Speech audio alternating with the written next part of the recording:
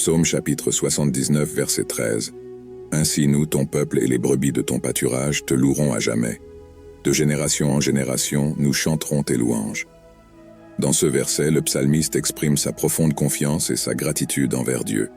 Le psalmiste se réfère à lui-même et à son peuple comme aux brebis du pâturage de Dieu.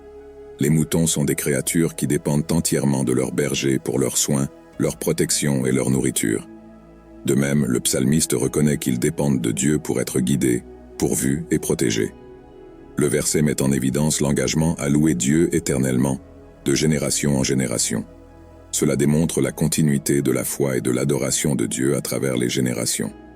L'adoration et la gratitude envers Dieu sont considérées comme fondamentales, et la promesse est que les louanges à Dieu ne cesseront jamais.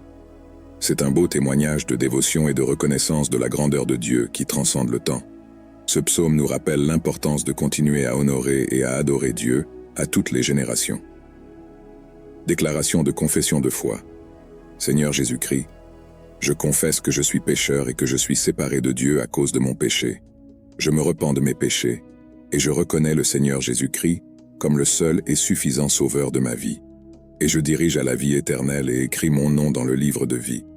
Amen. Éphésiens 2 versets 8 et 9. Car c'est par la grâce que vous avez été sauvés, par la foi. Et cela ne vient pas de vous-même, mais c'est un don de Dieu, non pas des œuvres, afin que personne ne puisse se glorifier. Romains 10 verset 9. Si vous confessez de votre bouche le Seigneur Jésus, et si vous croyez dans votre cœur que Dieu l'a ressuscité des morts, vous serez sauvés.